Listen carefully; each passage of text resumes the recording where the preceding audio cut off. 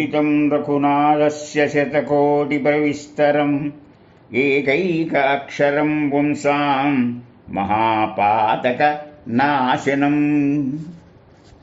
రామచంద్రుని యొక్క మహత్తరమైనటువంటి దివ్య అవతారపు శోభ ఈ శ్లోకంలో ప్రచేతేశుడు అనేటువంటి ఆయన వివరిస్తారు. ఎలాగంటే ఆయన యొక్క చరిత్రను గనక క్షుణ్ణంగా అధ్యయనం చేసే అవకాశం వస్తే శతకోటి ప్రవిస్తరం 100 కోట్ల దాకా వ్యాపిస్తుంది. అయితే ఈ 100 కోట్లని భువః శుభః 3 లోకాల వాళ్ళు మాకు కావాలని చెప్పి వెంటబడితే ఆయన ధర్మంగా ముగ్గురికి సమానంగా పంచితే 33,33,33,333 శ్లోకాలు పంచితే ఇంకా ఒక్క శ్లోకం మిగిలింది. ఆ ఒక్క శ్లోకాన్ని మాత్రం 20 అక్షరాలు ఉన్నాయి. అయినా వాళ్ళ ఆకలి తీరలేక ఆయన వంక చూస్తున్నారు. ఆ 20 అక్షరాలు కూడా సమానంగా 18 అక్షరాలు 3 6 పంచితే ఇంక 2 అక్షరాలు మిగిలాయి. ఆ 2 అక్షరాలు మాత్రం ఇవ్వదలుచుకోలేదు, పరమేశ్వరునికి ఇవ్వదలిచారు. ఆ పరమేశ్వరుడు మిగిలిన 2 అక్షరాలే రామ. ఈ రామ అనేటువంటి శబ్దం పార్వతీ పరమేశ్వరులు కాశీలో అసలు నుండి గంగా స్నానం చేస్తూ అత్యంత భక్తి శ్రద్ధలుగా ఉండేటువంటి భక్తుడికి అంత్యకాలంలో ఆయన చెవిలో చెప్పేటువంటి రామ మంత్రమే రామ. కనుక రామ అనే దానికి రామోపనిషత్తులో కూడా చాలా విచిత్రమైనటువంటి వ్యాఖ్యానాలు ఇచ్చారు. కనుక ఇది ఎంత గొప్ప రాముని యొక్క చరిత్ర అంటే ఇదే రామాయణం.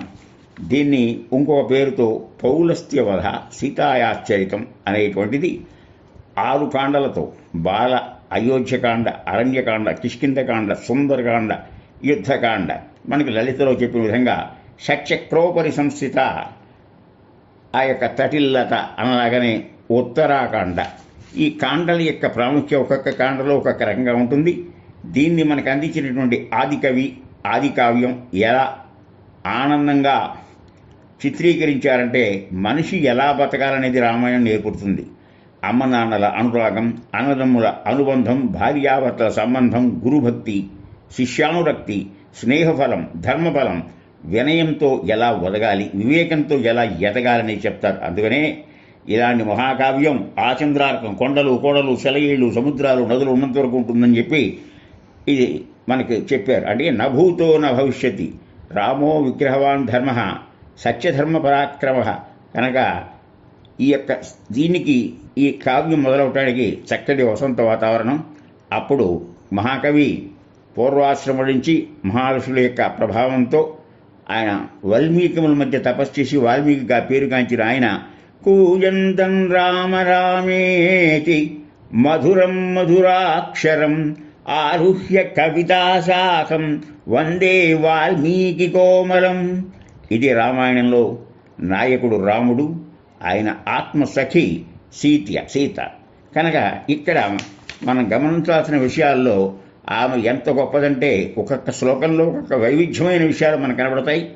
ఆమె శ్రీరామపత్ని జనకస్య పుత్రి సీతాంగన సుందర కోమలాంగి భూగర్భజాత భువనైకమాత వధూవరాభ్యాం వరదా భవంతు.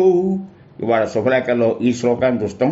అంతకుమించి వైచిత్రంగా వాళ్ళు ఈ యొక్క అక్షతారోహణ తలంబరాలు పోసుకునేటప్పుడు జరిగినటువంటి సన్నివేశాన్ని చాలా రసవత్తరంగా కవి సృష్టించారు. జానక్యా కమలామలాంజలి పుటీయా పద్మరాగాయితా న్యస్తారాఘవమస్తకే చ విలసత్కుంద ప్రసూనాయితా స్రస్తాశ్యామలకాయ కాంతికలితా యా ఇంద్రనీలాయితా ముక్తాస్తా శుభదా భవంతు భవతాం శ్రీరామ వైవాహికా. ఎప్పటి త్రేతాయుగం, ఎప్పటి ఈనాటి కలియుగం, ఈనాడు కూడా ప్రతి మన చైత్రశుద్ధ నవమి, ఆ నవమి శ్రీరామ జననం. ఆ రోజునే అభిజిత్ లగ్నం, మధ్యాహ్న లగ్నంలో ఈ వివాహం ప్రత్యేకంగా మధ్యాహ్నం కూడా జరుగుతుంది. నవమి తిథి నాడు చూస్తారు. అయితే ఈ దంపతులిద్దరి యొక్క ఇక్కడ వర్ణనలో ఆవిడ చక్కగా ఈ కనకాంబరం రంగులో ఉంటుంది. అసలు ముత్యాలు అనేవి తెల్లగా ఉంటాయి. ఆ తెల్ల ముత్యాలని ఆవిడ దోషులలో తీసుకున్నప్పుడు అవి ఈ యొక్క రంగు మారుతాయి. ఆ రంగు మారింది. నీలమేఘశ్యాముడైనటువంటి శ్రీరామచంద్రుని మీద తల మీద పోస్తే అవి నీలాలుగా మారుతాయి. ఆ నీలాలుగా మారిన తర్వాత మళ్ళీ ఆయన నీలాలుగా ఉన్నవి తీసుకుని విడివిడి వస్తే ఈ కెంపు రంగులో మారుతాయి. ఈ రంగురంగుల శోభలతో ఉన్నటువంటి ఈ యొక్క కాంతి ఇంద్రనీలాలుగా మారుతాయి అన్నమాట. ఇవన్నీ చూసిన మనకి చాలా పుణ్యం కలుగుతుంది. కనుకనే మనకు ఆదర్శ మామూలు పూజల్లో కూడా మనం కొన్ని మంత్రాలు చెప్పుకుంటుంటాం. ఎలాగంటే సీతారామాభ్యో నమః, మరి అలాగే విరించి బ్రహ్మాభ్యో నమః, అలాగే వశిష్ఠ అరుణదేభ్యో నమః, ఉమామహేశ్వరాభ్యో నమః. వీళ్ళంతా ఆది దంపతులు. అసలు ఈ సీతారాముల యొక్క వైవాహిక జీవితం కూడా యజ్ఞ సంస్కృతి. ఋష్యశృంగుడు పుత్రకామేష్టి చేస్తే దాంట్లో యజ్ఞం వస్తే ఆ యజ్ఞ పాయసాన్ని ముగ్గురు భార్యలకి పంచితే, మరి చైత్రశుద్ధ నవమి నాడు ఈ యొక్క కౌశల్యకి రాముడు, దశమి నాడు ఆ యొక్క మరి సౌమిత్రికి, మరి కైకేయికి భరతుడు, సుమిత్రకి లక్ష్మణ శత్రుఘ్నుడు పుట్టారు. నక్షత్రాల్లో ఈయనదేమో పునర్సుత అయితే, ఆ తర్వాత భరతుడు పుష్యమి, ఆశ్లేష నక్షత్రం లక్ష్మణ శత్రుఘ్నుడు. ఇంత మనం క్లీన్గా ఆలోచిస్తే యజ్ఞభూమి కోసం జనకుడు దున్నితే నాగలి చారుకు వచ్చింది కనుక సీత అన్నారు. యజ్ఞ పాయసంలో చూసినవాడు రాముడు. కనుక యజ్ఞ సంస్కృతితో ఇద్దరు యజ్ఞం సంబంధించిన విషయానికి ఇదైన వాళ్ళు. ఇకపోతే ముగ్గురు మిత్రులు కూడా కలిశారు. రామాయణంలో ఉత్కంఠగా ప్రసోత్పాదం ఎలా వాల్మీకి చేశాడు అంటే, కిష్కింధకాండలో ముగ్గురు సూర్య సంబంధమైన వాళ్ళు మిత్రత్వం చేశారు. వారు రాముడు, సుగ్రీవుడు, ఆంజనేయుడు. రఘువంశము లేక సూర్యవంశానికి చెందినవాడు రాముడు. ఆ యొక్క రఘువంశములకు సంబంధించిన సూర్యుని యొక్క సుతుడు సుగ్రీవుడు, సూర్యుని యొక్క శిష్యుడు ఆంజనేయుడు. ఇది కనుక మొట్టమొదటిగానే మనకి బాలకాండలో జరిగేటువంటి విషయం ఏమిటంటే, ఆ యొక్క యజ్ఞానికి పంపించమని చెప్పి అడిగితే లేక లేక లేక లేక ఎన్నో వేల సంవత్సరాలు కలిగినటువంటి సంతానాన్ని దూరం చేసుకోలేని మనోవ్యాధితో బాధపడుతుంటే వశిష్ఠుని యొక్క ప్రోత్సాహంతో అయోధ్య ఆ యొక్క అరణ్యకాండకి, ఆ యొక్క యాగ సంరక్షణకు, రాక్షసుల నుంచి కాపాడటం కోసం రామలక్ష్మణులు బయలుదేరారు. వారికి ఆకలి దప్పులో ఉండకుండా బల, అతి బల ఆయన విద్యలు ఆయన నేర్పారు. ఆయన వెడుతూ ఉంటే మురిసిపోయినటువంటి వద్దున్నే ఆయన ఏమని పిలిచాడంటే, కౌసల్యా సుప్రజా రామ పూర్వా సంధ్యా ప్రవర్తతే అంటే ఆయన తెలీదా అవతార పురుషుడికి. కానీ ఏంటంటే గురువుగా ముచ్చటగా ఆయన లేపటం. ఇక్కడ మనం గమనించిన కౌసల్యా సుప్రజా రామ అన్నాడు కానీ ఓని దశరథ అనలా. ఎందుకని దశరథుడు కుమారుడు అనగానే లక్ష్మణ, భరత, శత్రుఘ్నుడు కూడా వస్తారు. కేవలం కౌశల్య అని చెప్పడం వల్ల కౌశల్య కలిగినటువంటి సంతతి రాముడే కనుక మనకు ఆ విధంగా తెలుసుకోవాలి. ఇక్కడి నుంచి మనం అనేక రకాలైన లోక మర్యాదలు చూస్తాం. ఎటువంటి మర్యాద పురుషోత్తముడు అంటే ఈయన తండ్రి ఎడల ఎలాంటి మర్యాద ఆయన చెప్పాలా అరణ్యాలకు వెళ్ళమని కైకేయి ద్వారా చెప్పింది. కైకేయి తండ్రి యొక్క మనోగతం ఎందుకు దుఃఖిస్తున్నాడు. రేపు పట్టాభిషేకం అనగా అన్ని ఏర్పాట్లు జరిగాయి. నగరం పెద్ద పండుగగా జరుపుకుంటుంటే పొద్దున్నే ఆశీర్వచన పొందుతున్న రాముడికి అది చీకటి గృహంగా చాలా దుఃఖప్రాంతంగా ఉన్నది. దానికి కారణం ఏంటంటే మీ నాన్నగారి యొక్క మనోభిష్టం, నువ్వు అరణ్యవాసం చేయాలి, భరతుడు పట్టాభిషేకం చేసుకోవాలి. ఆయన కిం కమ్మను సరైనట్టుగా అంగీకరించాడు. ఇంకో సందర్భంలో సీతని వివాహం చేసినప్పుడు కూడా తండ్రి ఎలాంటి గౌరవం చూపించాడంటే, గురువు విశ్వామిత్రుడు వెళ్ళి ఆ యొక్క శివధనస్సును చూడమంటే చూశాడు, శివధనస్సును విరిచాడు. ఆవిడ మాల తెచ్చి వేస్తుంటే కూడా వేయించుకొని వివాహం మాత్రం చేసుకోలే. ఆగండి, మా నాన్నగారు వచ్చి ఆయన అంగీకారం తెలుసుకుని ఆయన మనోభిష్టం ప్రకారం చేయాలి, కానీ నా అంతటా నేను చెయ్యకూడదని చెప్పి తండ్రి యొక్క గౌరవానికి పెద్దపీట వేసినటువంటి సంస్కృతి ఆ రోజుల్లో ఉందని చెప్పి మనకు తెలుస్తోంది. గురువులేడా మర్యాద. విశ్వామిత్రుడు చెప్పాడు కనుకనే ఆ ధనస్సు చూడటానికి వెళ్ళాడు, కానీ నా శిష్యుడు ఏదో శివధన చూడటానికి యజ్ఞం చూస్తానన్నాడు, కానీ ఆయన విరుస్తాడు, నువ్వు పెట్టిన షరతు ప్రకారం నీ కూతుర్ని వివాహం చేసుకుంటాడని చెప్పి విశ్వామిత్రుడు చెప్పలా.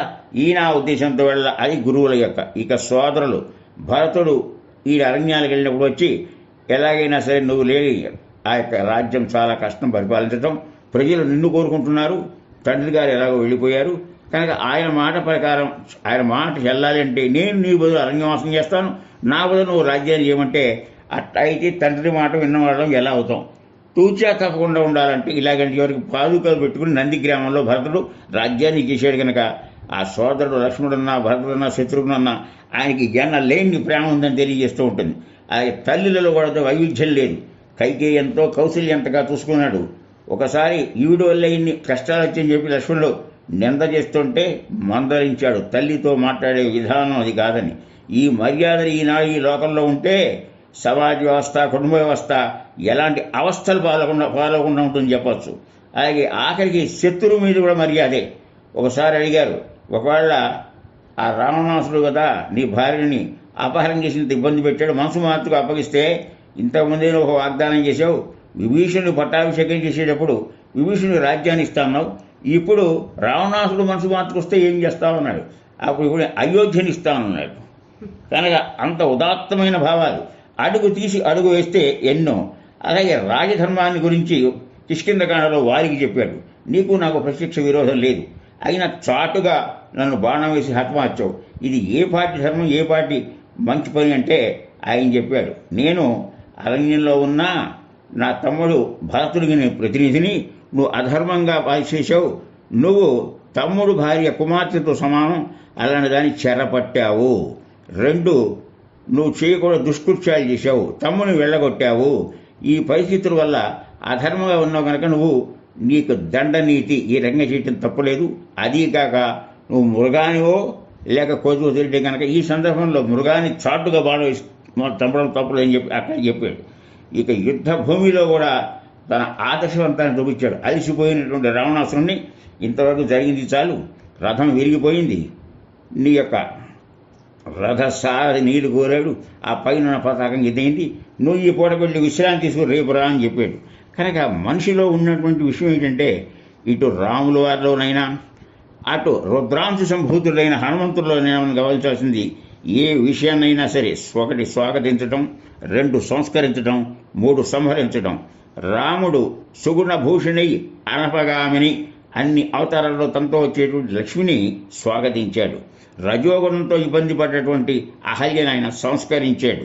చివరికి స్త్రీ అయినా సరే మారణకాండకు దిగినటువంటి తాటకని సంహరించాడు.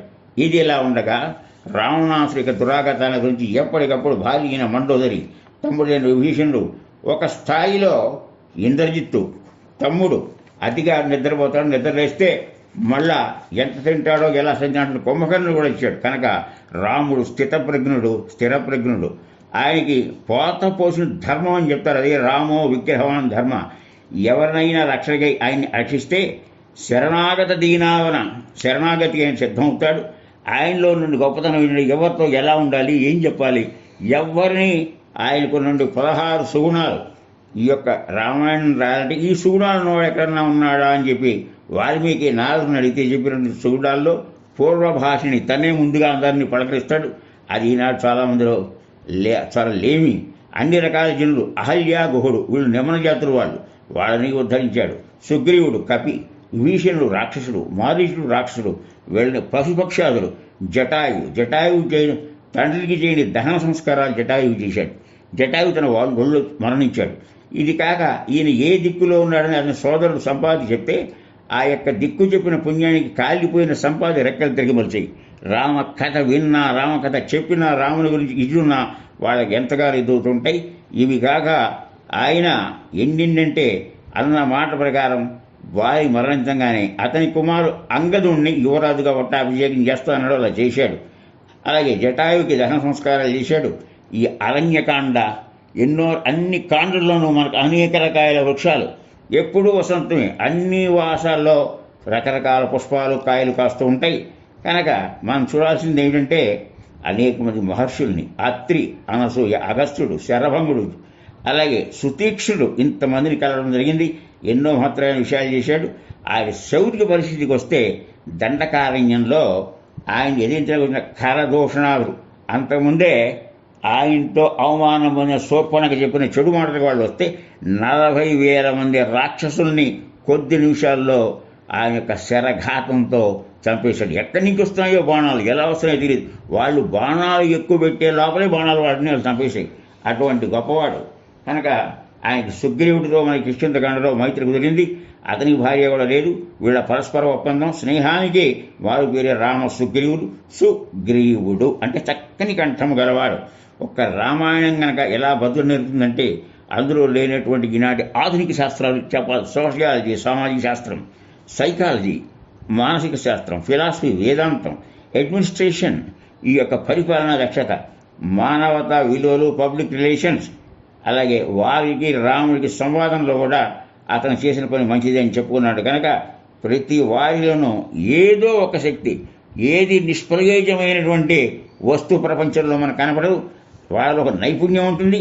దాన్ని మనం ప్రోత్సహిస్తే, దాన్ని వెలికిస్తే వాళ్ళు సమాజానికి ప్రయోజకులు అవుతారని చెప్తారు. ఇక సుందరకాండ రంగాన్ని హనుమద్ వైభవం, అక్కడ త్రికూట పర్వతం పోయినటువంటి ఆ యొక్క అందాలు ఎన్నున్నా ఆయన ఇబ్బంది పడక, ఆయన కూడా అవరోధాలు 3 ఇచ్చే హనుమంతుడు కూడా సముద్రోల్లంఘనలో 1 మైనాకుడు, 2 సురస, 3 సింహిక, 3 తిరిగిగా అయ్యాడు. యుద్ధ భూమిలో మనం గమనించే విషయం, మనకి భగవద్గీతకి ఈ యొక్క యుద్ధకాండ రామాయణ సంబంధం ఉంది. ఆ యుద్ధకాండలోనే భగవద్గీత వెలువడింది. కృష్ణుడు అర్జునుడికి గీతోపదేశం చేసి ఆత్మస్థైర్యం కలిగించి సుక్షత్రియుడిగా ఎలా ఉండాలో నేర్పాడు. ఇక్కడ తనంతట తాను వచ్చినటువంటి ఈ యొక్క ఆదిత్య హృదయంలో అగస్త్య మహామనిషి ఈయనకి ఫలశ్రుతిగా ముందు చెప్పి ఆదిత్య హృదయం చెప్పాడు. 2 చక్కటి పారాయణ గ్రంథాలు. అసలు రామ అనేటువంటి దాని గురించి మనం నిశ్చయంగా ఆలోచిస్తే, మొట్టమొదటి వశిష్ఠుడికి పేరు పెట్టడంలో రామ, రా అంటే ఆ ఓ మా, అది రామ అంటే అకారం ఉకారం అకారం అగ్నిబీజం ఇంద్రబీజం చెప్తారు. ఇది కాక రా అనేది అష్టాక్షరైన నారాయణ మంత్రంలో రా, అలాగే పంచాక్షరిలో మా, ఈ 2 కలిపితే రామ. ఇదే రామరసాయన తుమ్హరి పాసా సదా తుమ్ రఘుపతికే దాసా. మనకి తులసీదాస్ నుంచి హనుమాన్ చాలీసా తెలుస్తుంది. కనుక దీనికి కూడా ఇంతకు శతకోటి ప్రవిస్తారు అనుకున్నాను చెప్ప. రామ మనకి కచట తప అని ఉంటాయి, కవర్గం చవర్గం టవర్గం తవర్గం పవర్గం. ఈ యొక్క రా వర్గంలో యా రామ, ఈ యా రాలో రా 2 అక్షరం అంటే రాకి దాని యొక్క విలువ వరరుచి 2 అని చెప్పాడు. మా పాఫా బాబా మా 5 2 × 5 వామాంకో కలిసి 10. ఇలా రామ రామ రామ రామ రామ రామ 10 × 10 × 10 1000. మళ్ళీ ఇంకోసారి రామ రామ రామ అంటే 10 × 10 × 10 1000 అంటే మనకి శతకోటి లెక్క వస్తుంది. కనుక రామ అనేటువంటి శబ్దంతో అది ఎంత మోక్షదాయకమో విశ్వసహస్రనామంలో పార్వతి దానికి సమాధానంగా పార్వతీశ్వరుడు చెప్పాడు. ఆ రామ రామ రామ కనుక ఎంతగానైనా మరి మనకి ఎన్నో విషయాలు అవగతం అవుతాయి. కనుక కామో కాచిన్మన్యుర కాచిన్నమో నమ అని సంధ్యావందనం చెప్పుకుంటాం. కామ్యం అంటే తీరని కోరిక, మన్యు అంటే తీరని అసూయ. తీరని కోరికతోనేమో రావణుడు మొత్తం వాడి వంశనాశన కారకుడు అయ్యాడు. దానివల్ల రామాయణం వచ్చింది మనకి. అలాగే వేరు గురువులాగా మనిషిని తొలిచేసి ఎవరికొకరు తన యొక్క కులవంత నాశనం యొక్క దుర్యోధనుడు మనకి మన యొక్క భారతంలో చెప్తున్నారు. ఈ 2 మనకి దర్జారకూడదు. కనుక చివరిలో అందరూ అయిపోయారు. విభీషణుడు ఎంత చెప్పినా వినకపోతే అతను వెళ్ళగొచ్చాడు. కుంభకర్ణుని లేపారు. లేపితే కుంభకర్ణుడు చక్కగా చెప్పాడు, గత జల సేతు బంధనం మీద నీళ్లు పోయిన తర్వాత ఎవరైనా అడ్డుకట్ట వేస్తారా? కనుక ఇంక నీ అదృష్టం ఏమిటంటే ఇన్ని దురాగతాలు నువ్వు చేసినప్పుడు నిన్నింకా చంపకుండా ఉండటమే అదృష్టము. అయితే విభూషణుడిలాగా నేను చెయ్యను, నేను నీ పక్కన నుండి చచ్చిపోతాను, ఎంతైనా అన్నగారి కదా అనేటువంటి ఉదాత్త భాష కూడా మనకు అవుతుంది. ఈ రకంగా చేసిన తర్వాత మనకి దర్భసేనం అని చెప్పి దక్షిణాదిలో రామేశ్వరం దగ్గర వస్తుంది. అక్కడ దర్భంలో పడుకుని సముద్రం అడ్డు ఇవ్వాలని చెప్పాడు. అడ్డు ఇవ్వాలి అని చెప్తే అప్పుడు ఆయన చెప్పాడు, సముద్రుడు పురుషుడుగా వచ్చి ఇది ఎక్కడైనా సంభవిస్తుందా, నీవే నియమించి అనేక రకాలైనటువంటి జంతుజాలే సముద్ర జాలం అంతా నాలో ఉన్నాయి, ఒక్కొక్క ఉష్ణోగ్రతలు ఒకటి ఉంటాయి, నేను ఏమాత్రంగా తేడాగా ఉన్నవాడని ఉరికి దెబ్బ, కానీ నేను ఎలా దారి ఇవ్వగలనని చెప్తే ఆయన బ్రహ్మాస్త్రాన్ని సంధిస్తుంటే వద్దు వద్దని విషయం విన్నాక బ్రహ్మాస్త్రం ఎలా మళ్ళా దాన్ని ఉపసంహరించుకుంటే ద్రుమకౌల్యం అనేటువంటి ఒక పర్వం ఉంది నాలో, దాంట్లో పాపాత్మకు నెలవు, దాన్ని నువ్వు ఛేదించు, సేతు నిర్మాణం చేయటానికి నీలో ఒక అతను ఉన్నాడు, విశ్వకర్మ యొక్క కుమారుడు నలుడు అనేవాడు ఉన్నాడు, గొప్ప ఇంజనీరు, అతను చేస్తాడు అని చెప్పాడు. ఆ రకంగా సేతు నిర్మాణం ఈ ప్రారంభమైంది. ఇది కుంభకర్ణుడిని చెప్పినటువంటి సూత్రంలో నువ్వు చేసినటువంటి దారుణాలకి ఆయన కనుక సహించేంతవరకు ఇంక చంపలేదంటే నువ్వు అదృష్టవంతుడివి. ఈ తర్వాత భీషణుడు శరణాగతికి అవమానపడి రావణాసుడి చేత రాములు వారి వైపుకు పెడితే అక్కడ శరణాగత దీనావన రామ అన్న మాటగా ఎవరెవరు ఏం చెప్పినా ఆయన హక్కును చేర్చుకున్నాడు, సేతు నిర్మాణం చేస్తున్నారు. ఈ లోపల ఎన్నో మాయలు సృష్టించాడు రావణాసురుడు. మాయతో సీతా అమ్మవారిని దడిపెట్టడం కోసం విద్యుజ్జహుడు అనేటువంటి ఒక రాక్షస మాయగాడు ఉన్నాడు. అతని చేత రామ లక్ష్మణుల యొక్క శిరస్సులు ఖండించి అచ్చం ఎలా ఉన్నాయో తీసుకెళ్ళి చూపించి ఇప్పుడే హతులయ్యారని చెప్పాడు. ఆవిడ వజ ఆ యొక్క లక్షణాలని చూసి రాముడి లక్ష్మణుడి యొక్క తలలే అని చెప్పి నిర్ధారించుకుని ఎంతగానో బాధపడితే అప్పుడు ఈ లోపల ఏదో ముఖ్యమైన మంత్రాంగంజాన్ని ఎవరో వచ్చి పెడితే రావణాసురుడు వెళ్ళిపోవటం, ఈ రెండు మాయమవటం. అప్పుడు గంధర్వ కుమార్తెగా ఉండి ఎంతో రామభక్తురాలైనటువంటి విభీషణుడు భార్య సరమ అనే ఆవిడొచ్చి, చూసావా అవి ఎలా మాయమైపోయాయో, నువ్వు బేలగా ఏడవమాక, నీ భర్త చాలా సామాన్యుడు కాదు, ఆయన ఎలాగైనా రావణాసురుడు మట్టుబెడతాడని చెప్పి, అయినా నీకు ధైర్యం కావాలంటే ఆ సరమకు ఆదిత్య హృదయం ఆవిడ మొట్టమొదటిసారిగా బోధించింది. కనుక ఆదిత్య హృదయ పారాయణ అక్కడ ఈ యొక్క సీతమ్మవారు ఆ రాముడి ధ్యాస ఆదిత్య హృదయ పారాయణలతో ఇదైంది. ఇలాంటి కపటహుజ్జ అనేకం చేశాడు. ఆ తర్వాత నాగాస్త్రాన్ని బంధించి ఈ యొక్క రామలక్ష్మణుడు వివసులై మూర్ఛ చెందితే అప్పుడు విమానం ఇంటికి తీసుకెళ్ళి చూపించమని చెప్పి త్రిజటను పంపించాడు. పుష్పవిమానాల గురించి సీతామ్మవారు వాళ్ళని గుర్తుపట్టి ఎంతగానో దుఃఖించింది. ఈ దుఃఖించినటువంటి సమయంలో త్రిజట ఒక మాట చెప్పింది, అసుమంగళమైనటువంటి స్త్రీని ఈ పుష్పవిమానంలోకి ఎక్కించుకోదు, కానీ ఇది కూడా మాయే తెలుసుకొని చెప్పారు. ఈ రకంగా కొంత అయిపోయిన తర్వాత రావణునికి ఒక్కొక్కళ్ళే తన యొక్క సంతానం, మొట్టమొదటి సుందరకాండలో మనకి చిన్న పిల్లవాడిని యక్షకుమారుడు మరణించడం, ఆ తర్వాత ఒక్కొక్కళ్ళే ఇస్తే అవమాన భారం కుంభకర్ణుడు నిద్రలేపాడు. రాముడు ఇంద్రాస్త్రంతో కుంభకర్ణుని యొక్క శిరస్సును ఖండించాడు అని శాశ్వత నిద్రలోకి వెళ్ళిపోయాడు. అతని ధాటికి ఉండలేక ఇంద్రజిత్తు మళ్ళా ఏదో నాగాస్త్రాలు వేస్తే మొత్తం అందరినీ జయించానన్నాడు. అది కూడా జరగల. ఈ లోపల ఇంద్రుడు ఆలోచించాడు, రావణాసుడు చక్కటి రథం చేస్తుంటే కింద ఉండి నారబట్టలు కట్టి నారాయణుడు నరావతారం తను నరుడు అనుకుంటే కానీ రాక్షసుడు చావడు. ఆ భావంలో ఆయన బాణాలు చేయించి మాతలనేటువంటి అతనితో దివ్యరథం పంపించాడు. ఆ యుద్ధం ఎలా ఉందంటే రావణ యుద్ధం ఆకాశానికి ఆకాశం, సముద్రానికి సముద్రమే సమానం అంది. రామ రామ రామ అని మాతలు చెప్పాడు. ఇలా చేస్తే కాదు, నువ్వు ఆయన బ్రహ్మాస్త్రం ప్రయోగించమన్నాడు. బ్రహ్మాస్త్ర ప్రయోగంతో రావణుడు కూడా అంతు చూశాడు. అంటే ఈ విధంగా రావణాసుడు అయింది. అయితే ఇదే సమయంలో మాత్రమే విషయం, రాముడు అలసిపోతున్నాడేమో అని చెప్పి అగస్త్యుడు తనంతట తానే వచ్చి ఆదిత్య హృదయం ఉపదేశించటం ఇవన్నీ మనం చూస్తాం. కానీ ఇక్కడ మనం గమనించాక రావణ యుద్ధంగా కాకుండా ఆ యొక్క ఏ రకంగా అధర్మాన్ని తుడిచివేసి రామో విగ్రహవాన్ ధర్మ ధర్మే రామ్, ధర్ముడు అనే చట్టంలోనే రాముడు ఎప్పుడూ ఉంటాడు. ధర్మం తర్వాతే తల్లి అయినా తండ్రి అయినా భార్య అయినా పిల్లలైనా. కనుక మనకు మానవ జీవనము దర్శింపబడేటువంటి అక్షరమణికి దర్పణం రామాయణం. ఈ రామాయణ మహాకావ్యం వాల్మీకి తర్వాత ఎందరో మహనీయులు మనకు అందించారు. సంస్కృతంలో కాళిదాసు రఘువంశు అనే పేరు, భోజుడు అనేవాడు చంపరామాయణం, భట్టు అనేటువంటి వాడు రావణవధ, భవభూతి ఉత్తర రామ చరిత్ర, వివిధ భాషల్లో ఇంకా అనేకం వచ్చాయి. ప్రసిద్ధిగాంచిన వాటిల్లో కంబ, ఈ కంబ రామాయణం అనేటువంటిది కూడా చాలా తమిళ భాషలో చాలా ప్రశస్తమైనది. ఇక తులసీదాసు హిందీకి ఉపభాషగా ఉన్న అవధి భాషలో రామచరిత్ మానస్, అలాగే తెలుగులో గోన బుద్ధారెడ్డి రంగనాథ రామాయణం అని అందించారు. ఇటీవల ఆ ద్విపద కావ్యంలాగానే అందరినీ ఆనందపరిచేటువంటి ఈ యొక్క విద్యా రామాయణం అని సుందర కాత్యాయని గారు అందించారు. ఆవిడ కూడా మధురమైనటువంటి భాషను మనకి ఇచ్చారు. అదేవిధంగా అన్నమాచార్యుడు, ఈయన నరసింహోపాసకుడు, ఆయన ఈ మన యొక్క వెంకటేశ్వర స్వామి యొక్క కీర్తన రాసిన 32,000. అలాగే ఈయన కూడా అన్నమాచార్య ఇచ్చారు. తెలుగులో మొట్టమొదటిగా మొల్ల సంక్షిప్తంగా మనకి మొల్ల రామాయణం అనేది ప్రసిద్ధి చెందింది. రామభద్రుడు అనేవాడు రామాభ్యుదయము. అలాగే ఉత్తర రామాయణం కంకంటి పాపరాజు, ఆంధ్ర వాల్మీకి శ్రీపాద శ్రీకృష్ణమూర్తి మనకి ఆంధ్ర వాల్మీకి రామాయణం అందించారు. ఇక జ్ఞానపీఠ అవార్డు గ్రహీత విశ్వనాథ సత్యనారాయణ గారు శ్రీమద్ రామాయణ కల్పవృక్షంతో కొత్త పుంజలు నేర్పారు. ఇక కీర్తనల ద్వారా త్యాగరాజు, అన్నమయ్య, కంచెర్ల గోపన్న, అందులో కంచెర్ల గోపన్న దాశరథి శతకం చాలా ప్రసిద్ధమైనటువంటిది.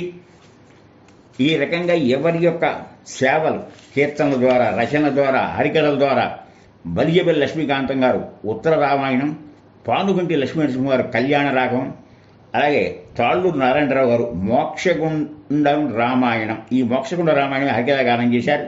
ఉషశ్రీ దాశరథి రంగాచార్యులు వారు అన్నింటికి మించి అవతార పురుషుడు రామకథా రసావాహిని భగవాన్ శ్రీ శ్రీ సచేబాబా, ఆయన రామకథా రసావాహిని పుంకాలుగా సనాతన సాధన నుంచి వస్తూ ఉంటుంది. అందులో ఎక్కడ లేని సత్యాలు, ఆనాటి త్రేతాయుగంలో రాముడు ధరించిన ఆభరణాలు కూడా ఆయన చూపించాడు. ఆయనే సాయిరాముడు, ఆయనే సాయి కృష్ణుడు. అలాంటి మహనీయులు ఇచ్చినటువంటి కావ్యం కాకుండా ఇక దేశ విదేశాలు, చైనా, మరి Cambodia, Java, Sumatra, Laos, Vietnam, Malaysia Ramayana రసామృతాన్ని చవి చూశారు. అది ఆది కావ్యమే కాదు, అద్వితీయ కావ్యం అంటానికి మనం నిస్సందేహంగా చెప్పవచ్చు. ఆ రాముణ్ణి స్తుతిస్తూ అందరి హృదయాలు దొరికినటువంటి పాటలు ఎన్నో భాషల్లో ఎన్నో వచ్చాయి. ఇటీవల తెలుగు సినీ రంగంలో కూడా లవకుశ సినిమా అనేటువంటిది సంవత్సరం పై దాటి ఆ యొక్క రాముని యొక్క ప్రాశస్త్యాన్ని తెలుసుకోగలిగారు. అందువల్ల రామ శ్రీరామచంద్ర జయ జయ రామ, రామ శ్రీరామచంద్ర జయ జయ రామ, కళ్యాణ రామ కమనీయ రామ, కళ్యాణ రామ కమనీయ రామ, కోదండ రామ కళ్యాణ రామ, రామ శ్రీరామచంద్ర జయ జయ రామ, శరణాగత పరిపాలన శ్రీచరణ రామ, రామ శ్రీరామ సాయి రామ, సమర విజయ రామ సాకేత రామ, రామ శ్రీరామచంద్ర జయ జయ రామ, కళ్యాణ రామ కమనీయ రామ. ఇలాంటి మహత్తరమైన పాటలు మనకి సామూహిక సంకీర్తన కార్యక్రమాల్లో విని ఎంతగానో ఆనందిస్తున్నాం. ఇక చిరంజీవి ఆంజనేయ స్వామి యొక్క సందేశం కూడా చెప్పాలి. చివరికి అవతారం అయిపోయేటప్పుడు తనతో పాటు తనను విశ్వసించిన అందరికీ సరాసరి వైకుంఠ ప్రాప్తికి సరజీవనదిలోకి రమ్మని చెప్తే వాళ్ళందరూ వెళ్ళారు. కానీ ఆంజనేయ స్వామి మాట చెప్పాడు, రసప్లావితమైన రామనామము అయోధ్యను పాలించిన రాముడి కన్నా నాకు మిన్న.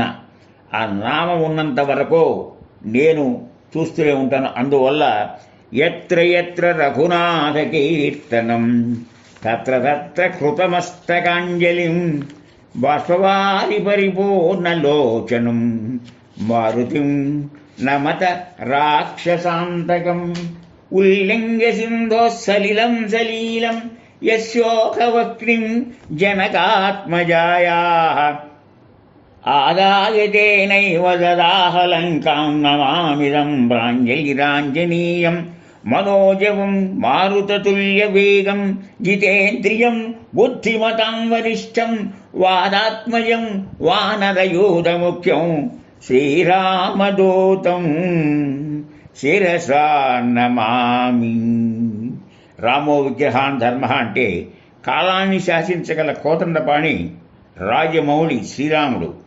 ఆయన కలికాలమని, కలిసిరాని కాలమనే భావన కానీ రామభక్తునికి ఎటువంటి కాలం ఏమీ చెయ్యదు. మన గుండెలో రాముడుంటే మన జీవితం సత్యయుగమే. ఈ విషయం కంచెర్ల గోపన రామదాస్ చెప్పాడు. ఆయన అనన్య భక్తితో ఆయన ప్రభుత్వపు సొమ్ముని ఆయన దేవాలయం కట్టడానికి చేశాడు. అది ప్రజాహిత కార్యక్రమాలంటే దేవాలయం అనుకుని ఆయన అపరమైన భక్తితో చేస్తే శిక్షే, రక్షే. తన కోసం కట్టానని చెప్పి నిందాస్థితి కూడా చేశాడు. శ్రీరాముడు జయించింది చింతాకు వస్తున్నాయని చెప్పి ఇన్ని చేస్తే ఇది ఎవరి అబ్బసొమ్ము అనుకున్నామని కూడా చెప్తే రాముడు అది జైలు శిక్ష పడితే ఎంతవరకు అడ్డుపడ్డాడు. చివరికి అప్పు తెచ్చాడు. ఆ కథ సుఖాంతమైంది. కానీ ఈ లోపల తానిష ఆయనకి శిక్షను పెంచి ఉప్పు ఎక్కువ వేసి బియ్యం తక్కువ వేసి అన్నం వండుకోమని ఇచ్చాడు. క్షారాన్నం. ఆ క్షారాన్నం ఏది చేసినా మనం కూడా భగవంతుడు నివేదించాక మనం తినాలి. ఆ పని ఆయన చేస్తే ఆ క్షారాన్నం క్షీరాన్నంగా మారింది. ఇలాంటి భక్తి విధి మనకు అనేకం కనబడతాయి. కనుక ఇది కలికాలమైన మన గుండెల్లో రాముడు ఉన్నంత వరకు తక్కువేమి మనకు రాముడు ఒక్కడుంటూ వరకు అని చెప్పే విషయాన్ని మనం చెప్తాం. అందుకనే అన్నింటికన్నా మించి ఏమిటంటే పరమేశ్వరుడే చెప్పాడు ఏమని పార్వతితో, ఏమిటి ఉపాయం విష్ణు సహస్రం చేయటం అంటే, విశ్వం విష్ణువు ఈ రెండే విష్ణునామాలు, మిగతావన్నీ ఆయన గుణాలు. యాని నామాని గౌణాని విఖ్యాతాని మహాత్మన అన్నారు కదా. అంటే శ్రీరామ రామ రామేతి రమే రామే మనోరమే సహస్రనామ తత్తుల్యం రామనామ వరానని. అంటే త్రిపుటి మన రెండు కనుబొమ్మల మధ్య నుండి ఆజ్ఞాచక్రం దగ్గర ఆ సీతారాముల్ని ఆ యొక్క పటాన్ని ముద్రించి శాశ్వతంగా నిలవుని ఈ మంత్రాన్ని 10 సార్లు చూసుకున్న ధన్యులవుతారంటంలో తప్పు లేదు. రాముడనే వాడిలో భారతీయత ఉట్టిపడుతుంది. ఆయన వ్యాసుడు ప్రతి పురాణంలో రామకథ ప్రస్తావిస్తాడు. మహాభారతంలో అరణ్యపరంలో మార్కండేయుడి కథలో ఉంటుంది. భాగవతం 9వ స్కందంలో రామావతార రమణీయత, విశ్వామిత్ర కృతంగా భావించబడే ఆధ్యాత్మ రామాయణం, అగస్త్య భరద్వాజ ఆనంద రామాయణం, ఆర్ష సంస్కృతి రామాయణం, ఇక కాళిదాసు ఇందాక మనం చెప్పిన భోజుడు, అలా హిందీలో తులసి రామాయణం. ఇన్ని రామాయణాలతో పాటు రాముడి ధర్మపాలన, రామరాజ్యం అని చెప్పి మనం వేదికల మీద చెప్తాం. అసలు రాముడు ఎలా ఉన్నాడో తెలుసుకున్నారు. రామరాజ్యం ఎలా ఉంటుందంటే స్త్రీలకు వైధవ్యం లేదు, అకాల మరణాలు లేవు, రోగాలు లేవు, అతివృష్టి లేదు, అనావృష్టి లేదు. ఇక సకాలంలో వర్షాలు, ఎక్కువ వర్షాలు లేవు, తక్కువ వర్షాలు లేవు. వృద్ధాప్యం రాకుండా ఎవరూ మరణించడం అనేది లేదు. భూమి పుష్కలంగా పంటలు, ఔషధులు, శ్రీరాముని స్మరిస్తూనే అన్ని పనులు చేస్తుండేవాళ్ళు. అయోధ్యంతా రామమయం, అంతా రామమయం, జగమంతా రామమయం. కనుక తారక రాముడు దశరథ రాముడై అవతరించాడు. సీతారాముడై కళ్యాణ రాముడై లోక కళ్యాణాన్ని కోరే కోదండరాముడై ధర్మరక్షణ పట్టాభిరాముడై సుపరిపాలన అయోధ్యలో రామునికి నీరాజనాన్ని అందించారు. భక్తుల హృదయంలో ఆత్మారాముడిగా శాశ్వతముద్రేశారు. అందుకనే సీతారామ మంత్రం ఉంది. అయితే ఇది బీజాక్షర సంపుటి కనుక సభాముఖంగా చెప్పకూడదు. రఘునాథాయ జానకీ వల్లభాయ రామాయ నమః. రామాయ రఘునాథాయ జానకీ వల్లభాయ నమః. శ్రీమద్ రామాయణ మహాకావ్యాన్ని నంది నారదీ వాల్మీకుల సంభాషణ.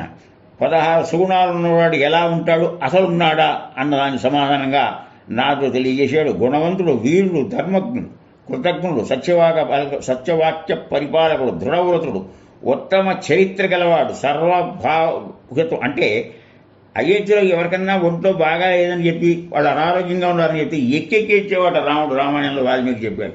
కనుక అలాంటిది మనకి అపార్ట్మెంట్ కల్చర్లో పక్కన ఏం జరిగినా పట్టించుకొని ఈ రోజుల్లో ఆ రాముడి యొక్క స్వభావం ప్రియ దర్శనుడు. అందునే పుంసామోహన రూపాయ, పురుషుల్ని మోహింపజేసేటువంటి రామాయణుడు. కనుక ఆత్మవంతుడు, జితక్రోధుడు అంటే మనం ఒకటి తెలుసుకోవాలి. మేము ఎన్నో 100 సంవత్సరాల నుంచి రోజు విష్ణు సహస్రం చేస్తున్నామంటే నీకు ఏమైంది? ఆయన గదాశంఖ చక్రాలతో ప్రత్యక్షమైన ఆశీర్వదించాడని కాదు. ఈ గుణాలు కనుక మనం లేకపోతే మనకు అది అర్థమైనట్టు, దాని మీద పట్టు చిక్కినట్టు. ఆ యొక్క విష్ణు అనుగ్రహం. నా క్రోధో నజమాత్సర్యం నా లోభో శుభామతి అన్నారు. ఇవి కనుక తగ్గిపోతే అదే వస్తుంది. ధృతిమంతుడు, ఎవరి కోపాన్ని చూసి దేవతలు కూడా భయపడతారు. అంత శౌర్యవంతుడు. 40,000 మందిని కొద్ది నిమిషాల్లో మటుమాయించేసినటువంటి సవ్య సాచి. కనుక ఎంత చెప్పినా రాముణ్ణి గురించి ఆదర్శ రాముడు, ఆనందీయ రాముడు. కనుక చైత్ర శుద్ధ నవమి పునర్సు నక్షత్రంలో చెప్పాడు. అభిజిత్ కర్కాటక లగ్నంలో పుట్టాడు ఆయన. ఇంకా ఎన్నో చెప్పుకొస్తే ఆచార్యుడు, జగతికి ఆరాధ్యుడు. అందుకే శ్రీరాఘవం దశరథాత్మజ అప్రమేయం సీతాపతిం రఘుకులాన్మయ రత్నదీపం ఆయానుబాహు అరవింద దళాయతాక్షం రామం నిశాచర వినాశకరం నమామి. ఇంతకన్నా మించి మనకు కూడా ఉంది. ఆపదాపమహత్తారం అని చెప్పి ఆపదామపహర్తారం దాతారం సర్వసంపదాం లోకాభిరామం శ్రీరామం భూయో భూయో నమామ్యహం. ఇది కూడా మనకి 32 శ్లోకాలు వస్తాయి. ప్రతి శ్లోకానికి మన చివరిలో ఆపదాపహర్తారం. ఇంకోటి గమనించారో లేదు, ఆ అనే అక్షరంతో శ్లోకం, తర్వాత ఆపదలో పాతో ఒక శ్లోకం, దాతో ఒక శ్లోకం, ఇలా వస్తుంది. మీరు గమనించండి. ముందు ఉన్నవన్నీ కలిగి ఉంటే మళ్ళీ ఆపదాపహర్తారంలో వస్తుంది. ఇదంతా ఉంటుంది. అలాగే జగదానందకారకతో జీవితాన్ని ప్రారంభించిన త్యాగరాజు ఆయన 7 కోట్ల రామమంత్రాన్ని జపించాడు. మోక్షానికి దశరథ రాముని కన్నా వేద ప్రతిపాదమైన మూల రాముడే ప్రాచేతీశుడు వర్ణించాడు. ఈ యొక్క మూల రావణ ఆరాధనలోనే ఎతుకులు రాసి రాఘవేంద్ర స్వామి ఎంతగానో జీవితాన్ని చేశారు. కనుక మన యొక్క పాతకాల వేదాంత వేద్యాయ శ్యామలమూర్తి మేఘశ్యామలమూర్తయే పుంసాం మోహన రూపాయ పుణ్యశ్లోకాయ మంగళం పితృభక్తాయ సతతం భాతృభిః సహసేతయ వందితాఖిల లోకాయ రామభద్రాయ మంగళం.